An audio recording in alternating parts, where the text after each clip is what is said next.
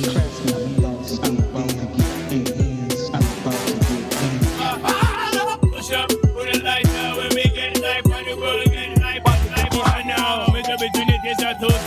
Hill presents Creators Corner. Yeah, I said it and I meant Welcome on another episode of Creators Corner. I'm your host, James Dale, and with me is a special guest, Mr. Eric Litsky. How are you doing today? I'm doing great. All right. Happy to be here. This is wonderful because I met Mr. Litsky at a book signing in Avon, and we kind of hit it off. Yeah. We told each other about each other's past, and I asked him to come on the show, and it was a few months that went by, and I work with Dr. V on Optimal Gold Radio, and they have a bit of a history as well. Yes, we do. Where we are sitting in a studio that Mr. Litsky, if I'm saying it correctly. Let's make, best Eric.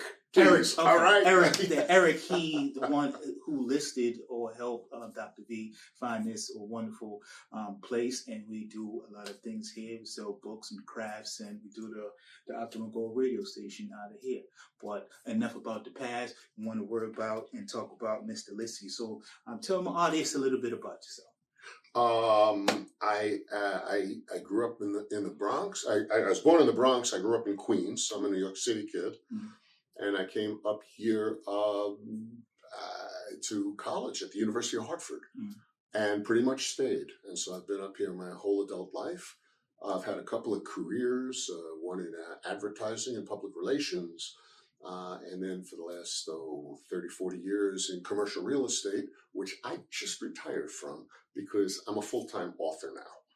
I don't think I'm making the money I used to make in commercial real estate, but I'm having way more fun. I'm enjoying it a lot. I can just, an aside, as part of my task in real estate, I met Dr. V, who was looking for a space, and I found the space with her, and I said, I've been writing, and I gave her a pile of pages, and she encouraged me to put it into a book. It helped me with my first book. And so I am forever grateful about that. And now I've got 3 books out and enjoying life with them. It's been fun. As a Bronx native myself, Did you ever find yourself wanting to leave the confines and the comfort of the inner city? I think I was ready. Again, when I left, I was 18. And every 18-year-old, wherever they live, they want to leave. And so as comfortable and happy as I was in New York, and I'm still a Mets fan, you know, I don't change that. It was time to move on in life and see what life had in store for me. And I ended up here. Do you still have family back Oh, yeah, everybody. Yeah, they're spread around the country, but mostly in and around. This Thanksgiving, I'm going to New York. Yeah, my family will all be there. Sure. I only have my brother down there in the Bronx. He lives off Gun Hill. So holidays, he comes out here to visit us. Wow, this is prettier. According to him, he like the fast life, so he don't stay more than a day or so. After that 24-hour mark hit, he get that itch, and by plane, by walk, by bike, he gotta go. Well, it's funny. My father, who was a New York City cop, I moved up here. I got married. We had kids. He would come up to visit, and he said, "What do people do for a living up here?" New York people are so much in New York in their heads, the center of the universe. They have no idea. Yeah. There's a big world out there, man. Come on. Yeah. One thing that I didn't suffer from that tunnel vision, is my parents ensured that they sent us out of New York, sent us out of the Bronx, so we traveled all over the place. Oh, that's great. We'll go to Canada for summers, we'll go to Jamaica, Florida, anywhere outside of the inner city, so we don't have that quote-unquote New York state of mind and be pigeonholed and just think that New York is it and there's nothing else, So I didn't suffer from that. Good for them. I didn't have that bubble boy effect. Yeah. So tell us a little bit about your book. Sure. The first book was Harry Would Be So Proud, which I published with Dr. V. They are 30, 35 stories that are connected, stories about my life, about growing up. But let me go back just a hair. During the pandemic, I had way too much time on my hands, as we all did. And I started to think about my parents and my grandparents, and long gone, and I've got grandchildren now. And I realized that I was the connection between my parents and grandparents and these little ones. And that I now became the age where I kept my family stories. And it's an oral history, as all of our families have it. There's always somebody who has the stories, and when they're gone, the stories are gone. Yeah. So I wanted to write some stories really for them. I had no intention of writing a book. Never even occurred to me. I started to write, and as I wrote, I found I had more to write. And I knew that my grandchildren would never sit by my side and listen to stories from me. That's never going to happen. I didn't listen to my grandparents' stories. That just doesn't happen. And as I wrote, I found more to write, and then I started to write about my life and about the ages where I was with my grandchildren, about stories of everyday life things. And I like to write funny stories and things about getting lost in Manhattan when I was 4. I got lost for a day. Wow. On the Upper West Side when I was 4 years old, and I had a nice adventure. And and that's a story that is meaningful when a kid is 4 years old, 4 or 5 years old, and how that worked its way through. And stories about my old neighborhood, and all the first fights and the first loves, and going to school for the first time, and all of the stuff that goes in there. And I write with self-deprecating humor. I think I never pick on anyone but me. And, I that's the way I like to look at it. And I've done some absolutely idiotic things, but they're funny and people enjoy them. And so the first book came out, Harry Would Be So Proud, and got some really good reviews. I got a good review on Kirkus, which is kind of a big deal in the book industry, and didn't sell a lot, but I thought I was done. I did a book. It was kind of fun. And I think it was my wife that said, you got more stories. Because I tell her stories all the time, wherever we go. We're driving in a car, I'm telling the story. And Just to pass the time. Just to pass the time. And I started writing them down. And I came up with kind of a crazy title, which caught on. And I released this 2 years ago, a year and a half ago. And it was a bestseller on Amazon. Frying Porkchops Naked. It's hard to walk by that title without saying, what is he talking about? And has nothing to do with actually frying pork chops, but it's a nice expression. Right. And it leads to an interesting story. It sold well, and had a good time with it. And, it kind of put me into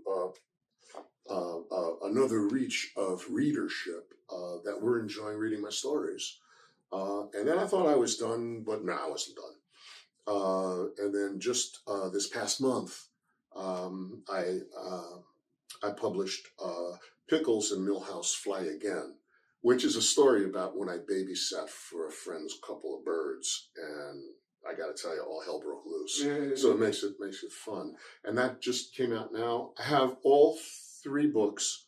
I've done audiobooks. Okay. So, and they're out on Audible and Spotify. You can kind of get them anywhere in the world. Do you narrate the book? I narrate it. I voiced it. That's good. I voiced it only because they're my stories. Right. And nobody can tell your own story better than you. Yeah. And even though I fumbled a little bit here and there, it's human. Yeah. So it reminds me when I see this title, Frying Porkchops Naked, it reminds me of the comedy album Hot Dogs and Donut Holes.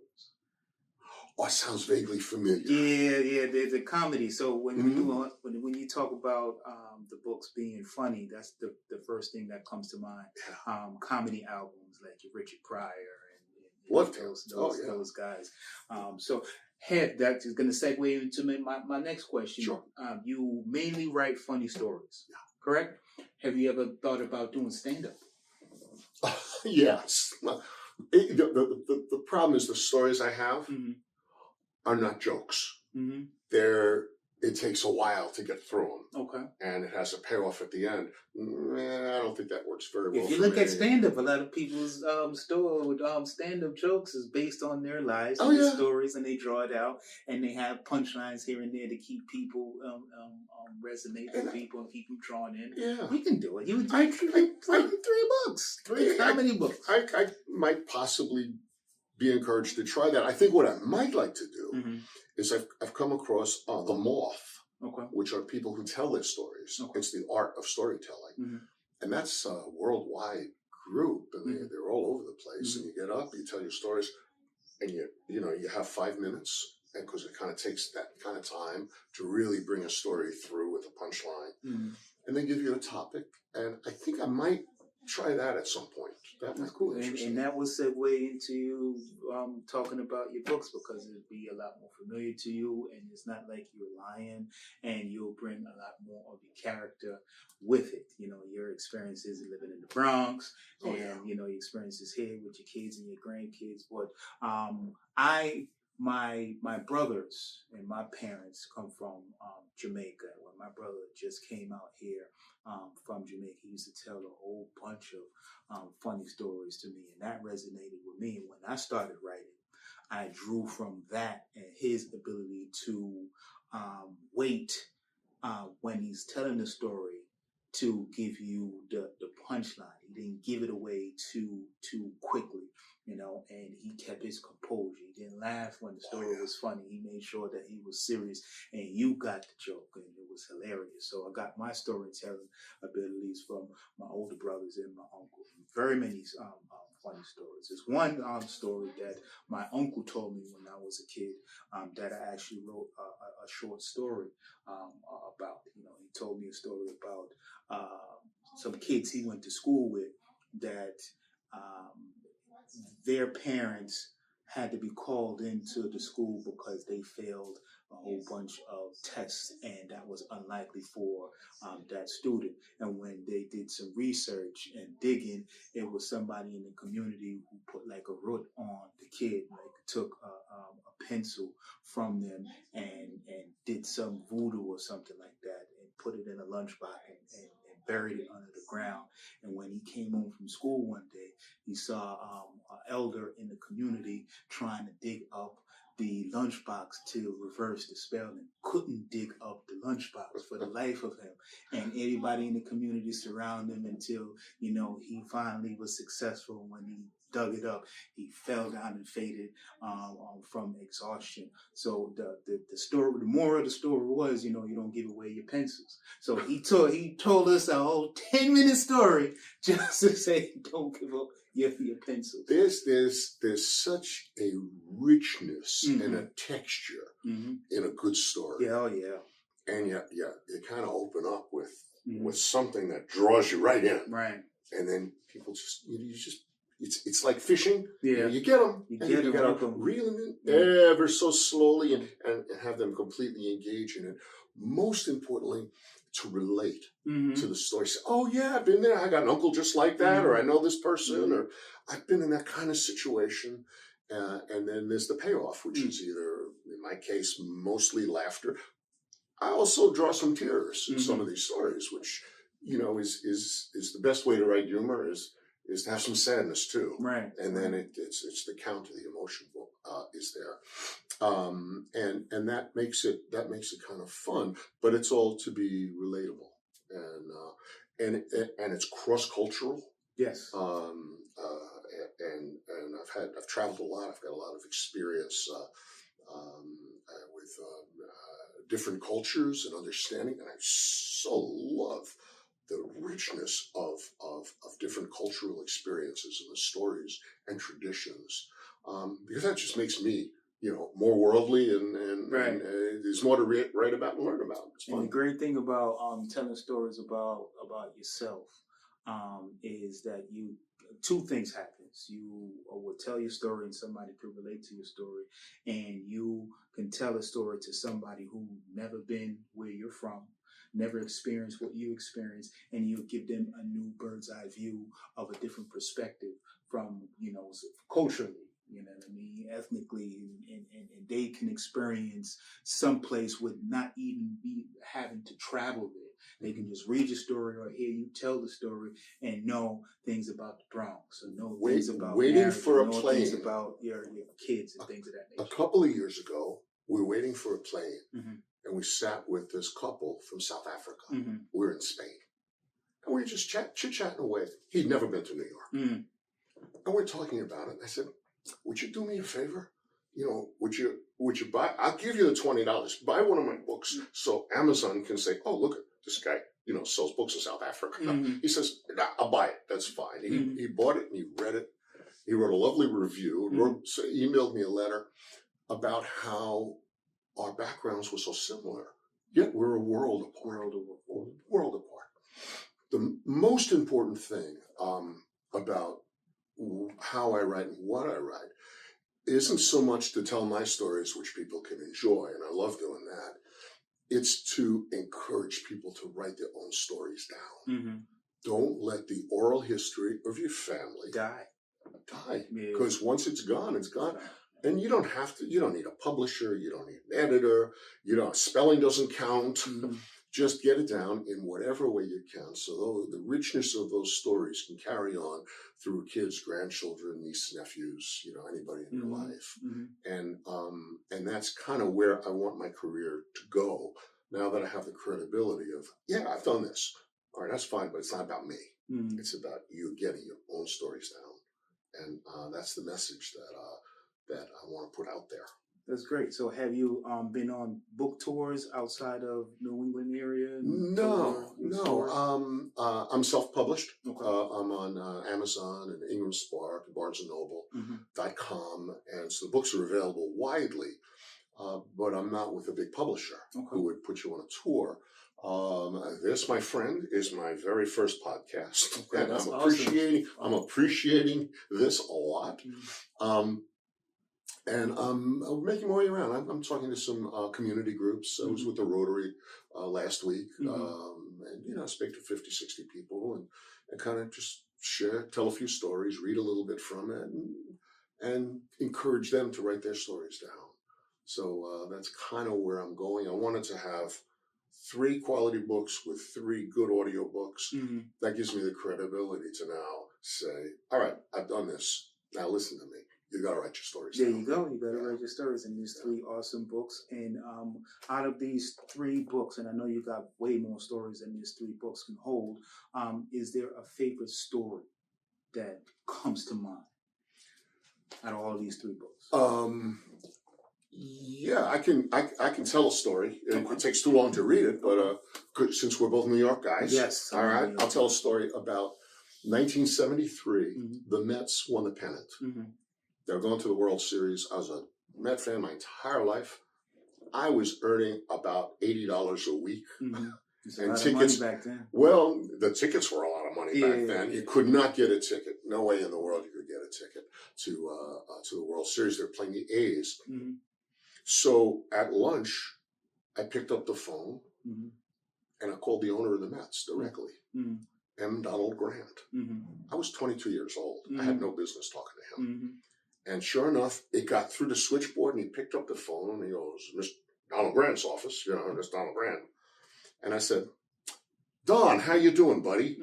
It's Eric Litsky. You remember when we were on a plane from Chicago? We sat next to each other, and we said, if our Mets ever got in the World Series, you'd set aside a few seats for me. Well, buddy, I'm here to collect. Okay, I didn't know him. I had never been west of Buffalo in my life, all right? That you were. But, all right, so he said, yeah, sure, whatever. Yeah, he put me on hold. His secretary gets on the phone and says, well, Mr. Litsky, how many would you like? I said, well, 4, would that be okay? Sure. Would you want it for each of the games? I said, sure. So I had 4 box seats for each of the 3 home games they played that year. And they said, would you just, obviously you have to pay for them. I said, sure. And that'll be, and it ended up to about $120, for the whole thing, right? Because that was the ticket price. I had $7 in my pocket. So I scrambled around my office. I got whatever money I could borrow. I sold a couple of tickets off to my boss, which made him very happy. And I ran down to Wall Street. I took the subway down. I got into his office, and they had, I laid out my crumpled dollar bills, and what you do if you run around your office and you try and get a pile of money. Got the tickets, came home. I was the most excited guy in the world, having box seats to the World Series, every little boy's dream, the punchline. Got home. I got the Hong Kong flu that night. Oh. I ran 102 fever or more. Mm. I never saw an inning of the game, even on television. I never got out of bed through the World Series. And so my family tells that story every World Series time about how they really enjoyed going to the World Series. And I slept. In your state. Never saw an inning. Yeah. So Oh. that's the kind of stuff that I like to write about. Just, kind of ridiculous things. That's good. And I'm not a Mets fan, and I'm on the edge of my seat. I move forward to listen to the punchline because that's a great story. Because when the Mets played the Yankees, I'm a Yankee fan, in 99 or 2000. Yeah. There. Yeah. Right. They Yeah. changed the tokens. They had the New Oh, yeah, York insignia because the Knicks went into the finals in 99 versus the Spurs, and they changed the tokens and everything. It was a big New York thing, Subway Series. And I remember I couldn't afford, I was in high school, afford the tickets to go to a Mets game. But on the, I think it's on the 4 line, you can see right inside Yankee Stadium, right behind third base. Yeah. So a bunch of us would stand on the platform and just watch the game right there. Didn't have to buy a ticket until they caught wind and they put up a big wall. But a friend of mine, his grandmother lived on the concourse, and she lived in the skyrise, and we can just watch the game. You can see just a slice of the field. Watch the game. Right? So, that story resonated. And I didn't get the Hong Kong flu. I didn't get the Spanish flu. I was in high school, and I was able to watch the game. I was able to watch the Yankees beat the Mets in the World Series. Even though the Yankees lost this year, against the Dodgers, better luck next year. But, it's those kind of things that happens in the cities. 8 million stories in the naked city, and there's 8 million people to tell said story. And if you get 8 million people to tell one story, you'll get that one story told 8 million different ways. I couldn't have said it better. That is absolutely true. And we all have those little nuggets that we carry with us. And that's what I'm trying to encourage people. Mm-hmm. Yeah, the stories are valuable. Yeah, they're meaningful to put down. Any of your kids take up your books and say, "Dad, Papa, I remember this, and I remember this time. This is funny." It's funny. I think they're a little embarrassed by me because some of the stuff I talk about are all of the human things that we go through life. Mm-hmm. And I also drop a few inappropriate words because I'm a kid from Queens. I don't write the Queen's English. No. All right. So I'll drop the occasional F-bomb, and that's just how we talk. Yeah. It hasn't changed. Right. Though I've been up here my whole adult life. Right. And I think they did like my audiobooks because I was reading them and they said, "I can't believe he's doing this." But and I'm sure they enjoyed these. My grandkids are maybe just a hair young to read this, but my very little ones, I showed them the dedication, and they're old enough to read it. And the last book was dedicated to them by name, and and the little ones could not believe their name was in print. So it was kind of fun. Okay. But some of the stories, there's the time my kid stole an ice cream truck. That was interesting. It's just, little interesting things that happen along the way. What did they do with the ice cream truck? Well, they didn't get very far. We live on a dead-end street. Right. So, on a cul-de-sac? On a cul-de-sac. So they made it, at 2 miles an hour driving with the guy chasing them. And they ran into the woods, and, that was the end of it. But the punchline there is, for the next at least 8 or 10 years, we never had another ice cream truck on our street. So did the parents plan that? because you guys didn't like the I didn't music like coming down the street. the turkey in the Because straw. Because you Right. have to Yes. come out of your pocket, whether you're washing dishes, whether you already have dinner, whether they are actually eating dessert at home. Once you hear that song, you have to buy the kids. And that song is really annoying. Yeah. No, kids did that all by themselves. Okay. And actually, nobody really knew that happened. Mhm. We didn't hear that story until there was snow on the ground. Right. 6 months later. I said, "You did what?" That happened in Connecticut or in New York? Happened in Simsbury. Okay. Yeah, right here in Okay. Connecticut. Yeah, That's yeah. cool. It was just just a thing that happened, and so I slipped it into one of my stories about parenting. I was a single parent, and other things that just we had Halloween is not my favorite a holiday. Mm-hmm. The kids get all sugared up and wired, got crazy. And so on my street, what I did was I went to Ocean State Job Lot, and I bought 100 toothbrushes. They have them, the cheap ones, right? Right. And instead of candy, You give them toothbrush? I give them a toothbrush. The little ones, wow, they were so excited. The old ones, not so much. Did they go like this? Well, no, they walked down the walkway, and some of them got tossed. Some of them said, just a slew of words. I'm a little surprised they knew. And that you do things like that. They appreciate. I think my kids during those years, they said, "I can't believe you did that. That's so embarrassing." I don't care. It's different. It's different. Have some fun with it. Well, it's better than a razor blade in an apple. Like when I was a kid, I remember on the news, on Fox 5 News, they told everybody to beware of taking fruit from people because they had that whole scare. I'm sure you. Oh yeah, of course. Yeah, the razor blade in the apple. So giving people toothbrushes to help them remind them to brush after you eat so many sugary snacks. Yeah. To prevent tooth decay. It probably wasn't a good thing to do in retrospect, but at the time it sounded like a good idea. Yeah.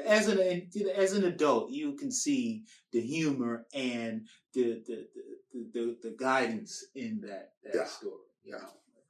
So that's so other than the funny stories, do you aim to have life lessons within the stories, or it's just the stories? Yeah, absolutely. They each have a life lesson about about the times in which we live. I'm a bunch of years older than you. I was at PS 176 in Queens when we were all duck and covering underneath our desks, afraid the Russians were going to blow us up. Okay. And so instead of a fire drill, they push a button and we go under the desks. And right during the Cuban Missile Crisis, it also coincided with I was going to go to my first boy-girl party, and I was going to play Spin the Bottle. And it was a moment I was so excited about. And because of the Cuban Missile Crisis, where we had my Yankee sateen jacket over my head in the basement of elementary school, it was canceled. The party was canceled. And I did not get my first kiss in that year. And there are those little moments that you take out of context and you realize the things that are happening to you, that happen to me, but you have to put it in a historical perspective at a moment in time that's relatable to everyone. And certainly everyone who lived back then certainly remember ducking. Why were we ducking under a wooden desk? Like, we're not, a nuclear bomb is not going to blow us up. You say, are these people crazy? They're teaching us, and I know more than that, and I was 8 or 10, whatever. The funny thing is I went to school in the 80s, and I remember distinctly seeing the bomb shelter insignia on the school. We had to go into a certain room in the event we had a bomb scare. We go in there. We never had to use it because we didn't have that issue. From the earliest days, again, I mentioned my dad was a cop. He was a World War II guy, and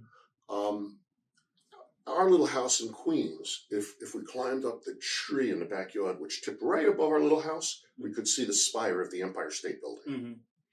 And that was always considered ground zero. Right. Like if the Russians ever dropped a bomb, boom, it was going to blow up right there. And we were all freaked out a little bit. My father said, no. This is what's going to happen. If this thing blows up, nobody's surviving this. We're going to go to the end of our corner, 120th Avenue. Mm-hmm. We're going to look at the end of the say, hold hands, and boom, we're done. Like the Terminator. Yeah. Like And it was an interesting way to get a lesson about life. Mm-hmm. When you're a kid, you're 6, 7, 8 years old. And you carry those lessons through in other ways. Today, as adults, trying to explain 9/11 to kids or the horrors of all sorts of things that happen all over the world, you have to put it in some kind of context and realize that, kids who are in that age group, they're maturing. They've got other stuff going on in their lives, getting their first kiss, having the bike stolen, or any of the things that happen to any of us, during our upbringing. And so I try and create in all of my stories a context for whoever is the character in that. And most of it's me, but I write about other family members as well. And that because it's who we are in our environment. And in that time in the world, that makes us where we grow and we learn and experience. And those are the stories that we all have. We all know. It makes us all human. Yeah. Because anybody who is anybody, if you go to a party and you meet somebody for the first time and you tell them where you're from, and if they're from the place where you're from, the first thing is a story. Absolutely. That's the first thing that comes about. Hey, do you remember the time? Exactly. Exactly. Did you take this? Did you go to this school? Oh, I remember that. And it's all about stories, and that's how we all come together. Yeah. So in certain countries, like in Africa, they have a griot, which is an elder that collects stories from their culture, and they tell the next generation what happened prior to their existence, so to keep their existence, their culture moving forward through the generations. And you are a griot for your family. Absolutely. And for people who grew up in your neck of the woods, in your era. And that is important for us not to, like you said, which was a profound statement, everybody has a story, and not to hold your story within, because if you do, your story, which is your family story, the people in your neighborhood story, it dies with you. You have to let it out. Let people know that the people in Egypt didn't have the mindset to write, to chisel hieroglyphs on the wall. We wouldn't know about certain things. If the Jews who wrote down certain things and took it out of Egypt, we wouldn't have the Bible, and it goes on and on. We need to ensure that our stories can get to the next generation, because our generation is not the last generation, and we have to keep inspiring the next set of people to have different ideas and ideals and move humanity forward. We spend a lot of our energy saving things. Whether it's money to give to our kids, or a perfect little thing that your grandparents gave you want to pass down, and just things that you have to dust and you pass down. But the real value of our relationships, of our family, the value and the worth, it's our stories.